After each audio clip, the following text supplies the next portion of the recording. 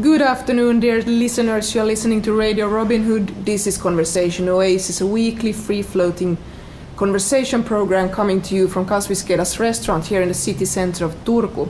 We will continue with the journalists we had last week, Thierry Francis, Kakil and Hanin Jamel, and our veteran David Mawby, and me, myself as a host, Nana Blomqvist. And we will continue talking about journalism and challenges and prospects for this profession and societal function.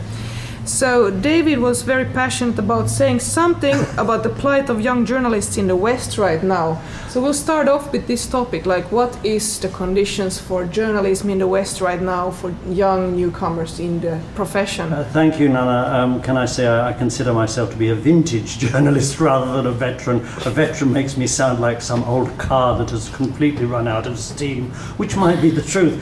But yes, I am concerned about who can become a journalist today on 2 points. In Finland, we are rapidly going into a class society, and that basically means that with the proliferation of corporate ownership within the media, only certain people will be accepted to be journalists, people who follow the neoliberalistic line of the editorial board or the owners. They will get jobs. If you are prepared to go along with that line, you will get a job, and anyone else will probably have to go it the hard way. Adding to this is that as it becomes more expensive to be a student in Finland, people from low-income backgrounds will find it harder to study journalism and many other subjects as well. And if you think I'm talking a load of nonsense, I can say that this is now the case in Britain, which has had an entrenched class system for hundreds of years. And the majority of journalists come from public school backgrounds, i.e. they go to private schools, and from rich family backgrounds, and people who come from working class backgrounds don't get such a good look in. I would say that maybe 2% of all British journalists come from a working class background. And it's not me that's saying it, it's people like veteran BBC journalist Jeremy Paxman, who's written about this in his autobiography, and also such left-wing critics as Guardian correspondent Owen Jones. This is the problem. Who becomes a journalist? Who will have the right to tell you what's going on in your daily life? Not just in the mainstream media, but also outside it as well. Yeah, it's a very important point to point out how journalism in the West has changed also during the past 20 years at least. I'm so young actually, so for me it's kind of difficult to say compared to David. Has a lot of insights in this, I'm sure. But obviously at least the salaries for journalists has stagnated in 20 years. Yeah. And it has become more precarious as work. You can't really live off it as you could before. It's like more freelancing, less stable jobs, so you have to do more on the same amount of time. Short-term contract working, basically, unless you are very lucky. The idea that you'll go into a newspaper and have a job for life, or go into radio and television and have a job for life, that is no longer true. But it is no longer true in most sectors these days. That is a consequence of neoliberalistic economic ideology. So if we have like some kind of mild effects of neoliberalism here, in a sense, more hardcore in the regions from where our guests from Rwanda and Iraq that we have with us today, you have more hardcore effects, both on, of course, the journalist field, but also, I mean, in the society at large. You were mentioning before in our last episode neo-colonialism and neoliberalism or capitalism as a background factor to why the countries are so messed up. Hundreds of years. Yeah, so let's talk about the oil for a second. Hanin and Aral, I'm sure you have a lot to say about oil. Hanin, you can start, I think. Well, I wish we don't have oil at all. Yeah. If we don't have oil, we don't have war, we don't have... A lot of people are dying every day. We have a very poor country, but peaceful country. Everyone just want to take our oil. It's really the main problem that we have. I wish Iraq will be one day poor country. No one want to play in our land. No one want to take our money, our oil. We have a lot of oil, everyone know. We are so rich country, but actually all our oil it's only for some people who they are in our government. We have a lot of poor people. Yeah. We have a lot of people who they are homeless actually. Yeah. We have refugees inside Iraq. Yeah. They are living in tent. They even don't have buildings. They are suffering in winter and suffering in summer. There are some children who they are dying in summer because it's so hot and where they are living in this tent. Yeah. So, yeah, I wish we don't have oil. I hope oil will gone one day. Right. Aral, you had a comment about this region. What was the name of the region nearby Kirkuk that has a lot of gas? Chamchamal. Yeah. So who actually benefits from the oil and gas in your country? No one, everyone, but no people.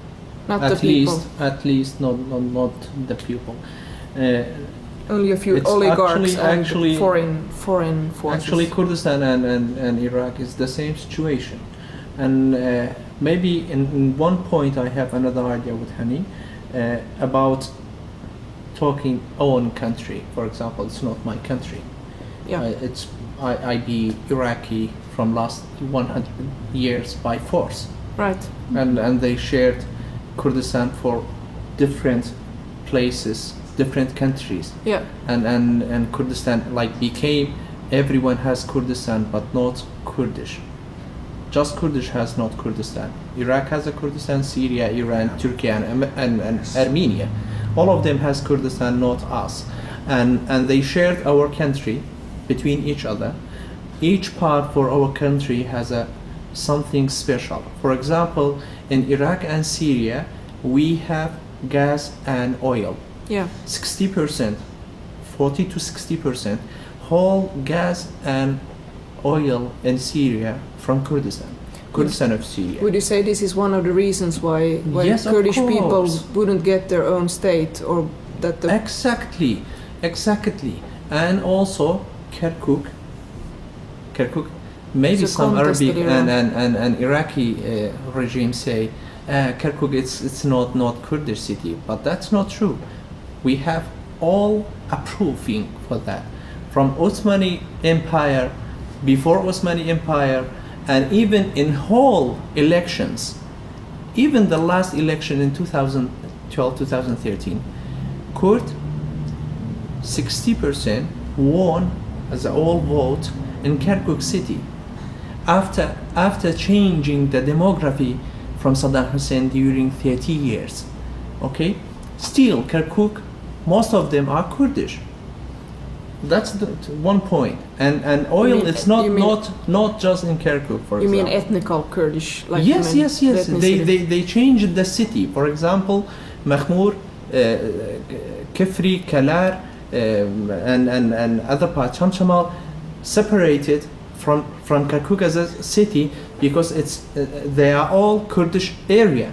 Saddam Hussein decided to separate those places, and for example, Mahmoud came to Erbil, and other part came to the Mosul city, other part came to Suleimani city.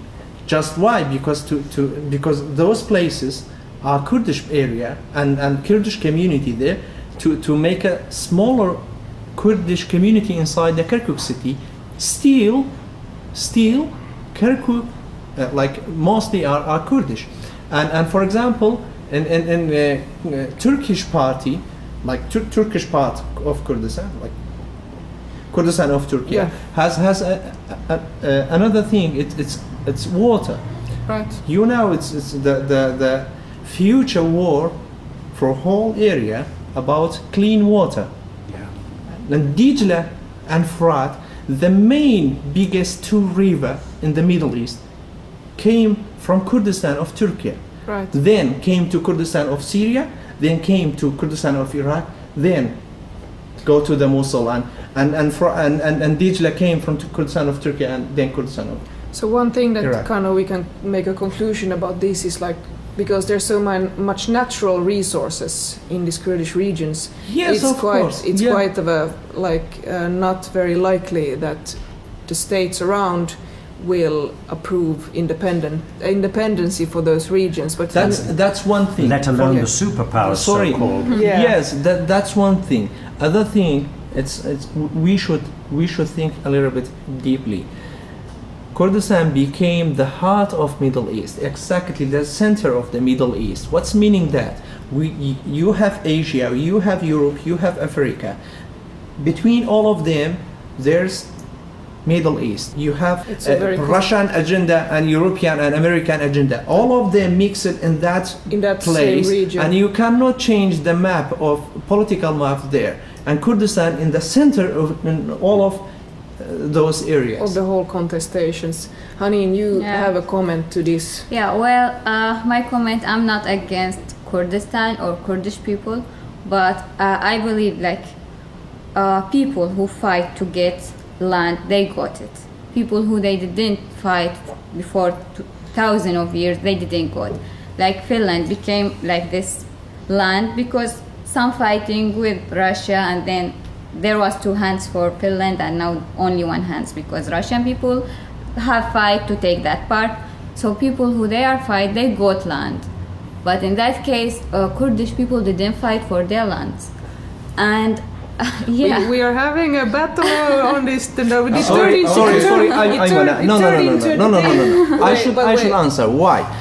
That's not true. Kurdish revolution, everyone in whole world, they know about us, and we got some our area in some of country. That's one point. Other point, it's not about you are, for example, as Arabic area, as Arabic Iraqi. That's not about you are fighted and you got you on countries. No. But we have been in war No. In real world, in real world is UK, French after First World War came and planned and made a country and give it to the Arabic area and separated us, shared us as a cake between But there was Arabic Syrian, Arabic Iraq, Okay, Persian then- Iran, Turkish Yeah, Turkey. okay. that there is Then, international interventions. Yes, it's in where the international borders- agenda. It's not about Iraqi Arabi. They are fighting more than but us. then there was country called Palestine and now it's Israel. So people fight and got. Some people might Can I- say it can was I say Jordan. something? Israel also, they don't No. fight it. They I know just we have a lot of came. Middle Easterns around this table, but we will turn to the Rwandan voice now. What? When you look Another at, landlocked country, I might have, because I think what unites the Kurdish people and the Rwandans is you're both landlocked. You're both surrounded. yes, and the point is, she says she wish the country didn't have this kind of richness. Yeah. Rwanda, we don't have anything, but we are victim of those things because we are neighbor to a country like Congo, which has really those kind of stuff. But when you study, now let's look at it even in a journalistic way. When you study a conflict, a serious conflict like this one, which is happening in Syria or in Iraq, in Congo, in Somalia, those countries where you find there is something interesting to these big companies we are talking about here. You have to see the conflict in 2 ways. There's one way, which is a conflict between those big Agendas. yes, those big companies in the world that are after multinational companies. You mean? multinational companies that are after these interests that they find in those areas. And then there is another way where we normally in each country they have the kind of conflict they have between 2 ethnics, between 2 groups of people, between a man and a woman. There is those small conflict that can also be bigger, and depending on which perspective you see it. you'll find conflict. But then, how are they related? That's the most interesting point. And maybe this is what people do not understand. Because these companies in the agenda of nations, like people call Russia, or people call Britain, right. Whatever they call it, they will use those small conflict to divide people and to manipulate the local regime and the local ideologies so that they can get to what they want. Yeah. So this is the only relationship between those two big conflicts. And it's been a challenge, especially for the media, to work in this kind of environment. Because even it's so polarized, so it's difficult to write about anything without any, and the message actually would reach, because things are so polarized that people wouldn't even understand things from a perspective where they can take in that information. There's another thing. Those journalists are part of that community. Right, exactly. Yes. Yeah. So they find it difficult to stay neutral. Yes. And speaking of capitalism and all this, we want to get into the slaves, right? Yeah, the slaves in Libya that was now. Well, the sad thing is that slavery is by no means dead. And if I was in a very extreme mood, I could say something absolutely outrageous, but I'll confine myself to the headlines of the last week, where a foreign ministry official in Rwanda expressed concern about the tragedy currently unfolding in Libya, where the spokesperson said African men, women and children who were on the road to exile have been held and turned into slaves. And now Rwanda is thinking of giving these people refuge, as far as I know, which of course is a good thing, but it's indicative of what is happening in the world, that slavery still goes on. Yes. Of course, I think the first people have already reached Rwanda yesterday or before yesterday, and then these are a good thing, and I'm sure Rwanda will be very sensitive. Why? Because the problem of our community is when it reaches the level where people are treated as animals, we feel bad, because we notice what happened in genocide, how people were treated. And when we are talking about killings in genocide in Rwanda, it's not any other killing. It's also how people were treated. Yeah. It's how people were killed, in which form. It was really an atrocity, and these kind of atrocities that we see around, I'm sure Rwandese will be very sensitive to these kind of issues. The question is, who else is willing to do that? Who else is sensitive on that level to participate in this problem and do something about it? Because if Rwanda can do it with our problems and with our resources, it's possible for big countries to do it also. And closer to Libya as well. Yes. With countries with greater resources, perhaps, because there is a huge geographical distance between Libya and Rwanda. And folks, get your atlas out and have a look. It's true. It's very true. It's very true. And then when you're talking about these slavery issues, which also had happened before, and we see Africans in different continents, but who do not belong to Africa. If you ask other Africans in Africa, would you take them back if they decide to come back? The answer would be, in most of cases, no, they're not African. So there is a lot of problems that are connected to these events that are happening. And the only way to avoid what happened before is to keep these people in Africa, in my opinion. And I go along with that. And I say that we have to thank the colonialists of Britain, France, Holland, and in the case of Rwanda, Belgium, for the mess that they left in your country, for instance, and also in Iraq. Who made the borders for you? It wasn't you. It wasn't the Kurdistans. It wasn't the Iraqis. It was the British, for instance. For instance, Syria became Syria thanks to actions by the British in the beginning of the last century, and also in Iraq. All this stems from the greed for natural resources. The West, the greedy West, who, for instance, nowadays cannot invest in new technology to get its energy, but still wants to plunder your country for oil. Not just British. No, you are actually. agreeing with each other. Yeah. America, Russia. Yeah, it's the contract. Mainly, it was between UK, French, in Russia. Yeah. Yeah, but we forget another part. We forget also leaders in those countries who participated in those discussions and who didn't say no. And it's also, I think, one phenomena from a political scientific point of view, that the leaders of a country, a dictatorship, for example, because it benefits the leaders to enslave their country or their people of their country. That's why they make deals with foreign forces and companies that will be very unbeneficial for their people, because it benefits them personally to enslave their own country members and people. So in that sense, it's a very multifaceted struggle to get rid of these fascist, anti-democratic and dictatorial regimes. And in that sense, this is one of the reasons why we gather here today to talk about journalism, to see like what is the role that journalists can actually.